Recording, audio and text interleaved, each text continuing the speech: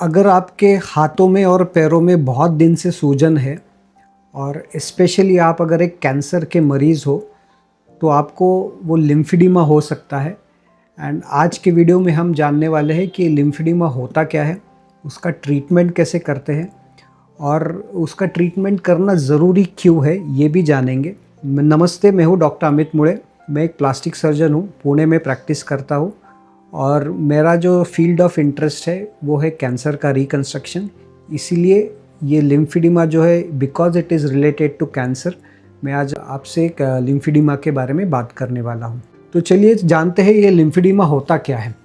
Lymphoedema जो होता है वो एक क्रॉनिक यानी बहुत दिन से आपके अगर हाथों में या पैरों में सूजन है वो एक लिम्फेडिमा भी हो सकता है। ये लिम्फेडिमा क्या होता है, तो ये लिम्फेडिमा होता है लिम्फेटिक सिस्टम की फेलियर की वजह से। आपके बॉडी में दो तरीके के सिस्टम्स होते हैं, एक ब्लड सर्कुलेशन सिस्टम होता है और एक लिम्फेटिक सर्कुलेशन सिस्टम होता है। ब्लड यानी आपका आर्टरी और वेन्स, जो आर्टरी आपके ब्लड को लेके जाता है ऑर्गन की तरफ, वेन जो डीऑक्सीजनेटेड ब्लड हार्ट की तरफ ले जाता है, ये आपका ब्लड सर्कुलेशन हो गया। उसके अलावा जो लिम्फेटिक सिस्टम होता है, जो एक्सेस वाटर आपके टिश्यूज में है, जो एक्सेस प्रोटीन्स और वेस्ट प्रोडक्ट्स जो आपके टिश्यू में है, उसको वापस लेने का काम ये लिम्फेटिक्स का होता है। और अगर ये लिम्फेटिक्स खराब हो जाते हैं ये या उनमें कोई डिसफंक्शन आ जाता है, उनका फंक्शन खराब हो जाता है, तो उसकी वजह से ये लिम्फेडिमा होता है। तो बेसिकली एक्स्ट्रा पानी आपके टिश्यूज में, आपके लेग्स में, आपके आर्म्स में इकट्ठा हो जाता है और उसी से लिम्फेडिमा होता है। लिम्फेडिमा जो होता है वो बेसिकली दो टाइप्स का हम उसको कैटेगराइज कर सकते हैं। एक होता है प्राइमरी लिम्फेडिमा जो बहुत रेयर होता है। ये basically it is developmental disorder.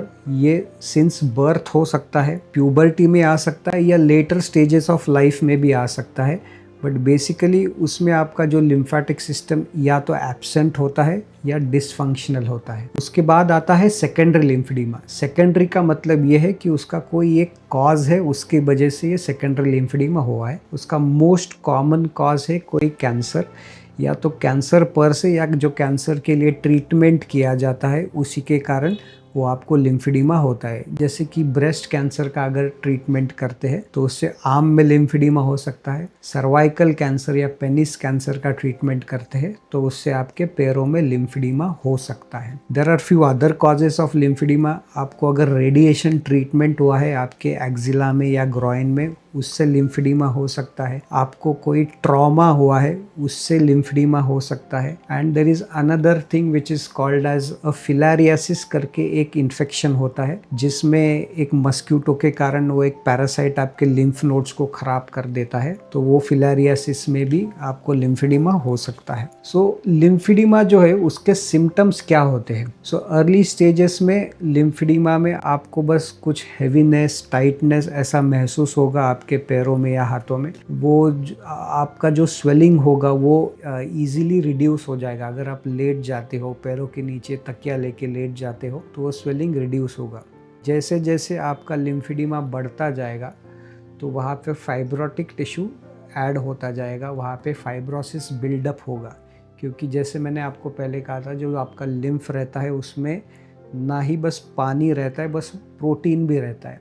और वो प्रोटीन वहाँ पे इकट्ठा होने के कारण वहाँ पे रिएक्शन होता है और फाइब्रोसिस होता है। तो लेट स्टेजेस में आप अगर पैर ऊपर भी करते हो तो भी, या आप हाथ एलिवेटेड या पैर एलिवेटेड रखते हो तो भी वो आपका जो लिम्फेडिमा है वो कम नहीं होगा। उससे भी अगर वो लिम्फेडिमा अगर प्रोग्रेस होता है, लेटर स्टेजेस में क्या होता है कि आपका जो स्किन है उसमें चेंजेस आने लग जाते हैं। आपका स्किन जो है वो थिक हो जाता है, उसमें फाइब्रोटिक चेंजेस आ जाते हैं और आपका जो लिम्ब है वो एक बहुत बड़ा हो जाता है, जिसे हम एलिफेंटियासिस भी कहते हैं। ये हो गए आपके लिम्फेडिमा के सिम्टम्स। इन्हीं सिम्टम्स से हम जान सकते हैं कि लिम्फेडिमा के हमारे 4 स्टेजेस होते हैं। स्टेज 0 जो होता है उसमें कोई भी विजिबल सिम्टम्स या साइंस नहीं होते। आपका लिम्फेटिक डैमेज हो चुका है पर अभी तक कोई विजिबल सिम्टम्स या साइंस नहीं है। स्टेज 1 में जो लिम्फेडिमा होता है उसमें ऐसे होता है कि आपको इडीमा होता है। आप अगर पैर ऊपर करते हो तो वो रिड्यूस होता है, आप अगर उंगली से उसको दबाओगे तो वहाँ पे पिट होगा, यानी उसे हम पिटिंग एडिमा कहते हैं। वो स्टेज 1 लिम्फेडिमा हो गया। उसके नेक्स्ट स्टेज आता है स्टेज 2 लिम्फेडिमा, जिसमें आपका जो स्वेलिंग है वो परसिस्टेंट होता है और जो पिटिंग है वो एब्सेंट नहीं होता। और वो पिटिंग एब्सेंट इसलिए नहीं होता क्योंकि वहाँ पे पानी कम हो जाता है, फाइब्रोसिस ज़्यादा हो जाता है, इसलिए आप उसको अंदर पुश करोगे तो भी वो उसमें पुश नहीं होगा। स्टेज 3 में जैसे मैंने कहा था कि आपका later stages, it is the most advance stage, उसमें स्किन चेंजेस आ जाते हैं और उसको एक कॉमन लैंग्वेज में या लेमैन्स लैंग्वेज में हम एलिफेंटियासिस कहते हैं। एलिफेंटियासिस का मतलब ये है कि आपका जो पैर है वो हाथी जैसा है, एलिफेंट जैसा बड़ा ऐसा थिक पैर हो जाता है, इसलिए हम उसे एलिफेंटियासिस कहते हैं। सो ये हो गए आपके स्टेजेस। उसके बाद हम बात करेंगे कि हम कॉमन मिस्टेक्स क्या करते हैं लिम्फेडिमा के ट्रीटमेंट में। तो आपको ये, जैसे मैंने कहा था कि ये जो लिम्फेडिमा है ये होता है लिम्फेटिक के डिसफंक्शन के कारण, क्योंकि ये एक मैकेनिकल प्रॉब्लम है, उसका जो ट्रीटमेंट है वो भी मैकेनिकल होता है। ऐसा कोई भी दवाई नहीं है, there is no medicine which will treat और क्योर द लिम्फेडिमा। और ये मैकेनिकल ट्रीटमेंट्स क्या हो सकते हैं, तो 2 तरीके के मैकेनिकल ट्रीटमेंट हो सकते हैं। एक होता है नॉन सर्जिकल, जो जिसे हम फिजियोथेरेपी कहते हैं, और दूसरा होता है सर्जिकल ट्रीटमेंट। तो हम आगे अभी पहले देखते हैं कि फिजियोथेरेपी या नॉन सर्जिकल ऑप्शंस हमारे पास क्या होते हैं लिम्फेडिमा के ट्रीटमेंट के लिए। तो इसेंशियली जो हम फिजियोथेरेपी करते हैं उसे हम कंप्लीट डीकंजेस्टिव थेरेपी कहते हैं। ये कंप्लीट डीकंजेस्टिव थेरेपी में कुछ चीज़ें आती है। फर्स्ट आता है मैनुअल लिम्फेटिक ड्रेनेज, जो एक एक्सपीरियंस्ड लिम्फेडिमा का जो फिज़िकल थेरेपिस्ट है वो आपको देगा। सेकंड आता है कंप्रेशन बैंडेजेस, जो आपको वो आपका जो फिजियोथेरेपिस्ट है वो सिखाएगा और आपको घर में वो फॉलो करना है स्ट्रिक्टली। उसके बाद आता है आपका रेगुलर स्किन केयर। ये स्किन केयर इम्पॉर्टेंट इसलिए है क्योंकि अगर वो आप स्किन केयर ठीक से नहीं करते हो तो रिकरेंट स्किन इन्फेक्शंस हो सकते हैं, जिसे हम सेल्यूलाइटिस कहते हैं या लिम्फेंजाइटिस कहते हैं। और उसके कारण ऐसे होता है कि जो आपका लिम्फेडिमा है, रिकरेंट इन्फेक्शंस के कारण लिम्फेडिमा जो है वो जल्दी प्रोग्रेस हो सकता है। और लास्ट पार्ट आता है एक्सरसाइजेस। एक्सरसाइजेस से आपका जो काफ पंप है, जो आपके मसल्स है, वो ज़्यादा एक्टिवेट होते हैं, उसके कारण जो आपका जो लिम्फेडिमा है या एक्सेस फ्लूइड आने का जो संभावना है वो कम हो जाता है। फिजियोथेरेपी के ऑप्शन तो मैंने आपको बोल दिए, पर ये फिजियोथेरेपी हमें कितने दिन तक करवाना है। Now because lymphoedema is a chronic disease and it is a progressive disease, तो इसका मतलब ये है कि आप जिस दिन फिजियोथेरेपी बंद कर दोगे उस दिन वो लिम्फेडिमा वापस प्रोग्रेस होने लगेगा। तो अब अगर आप फिजियोथेरेपी कर रहे हो तो आपको वो लाइफ लॉन्ग करना है। आपको लाइफ लॉन्ग आपके फिजियोथेरेपिस्ट के साथ फॉलोअप रखना है, और वो लाइफ लॉन्ग कंप्लायंस अगर है तो ही आप वो लिम्फेडिमा को कंट्रोल कर सकते हो।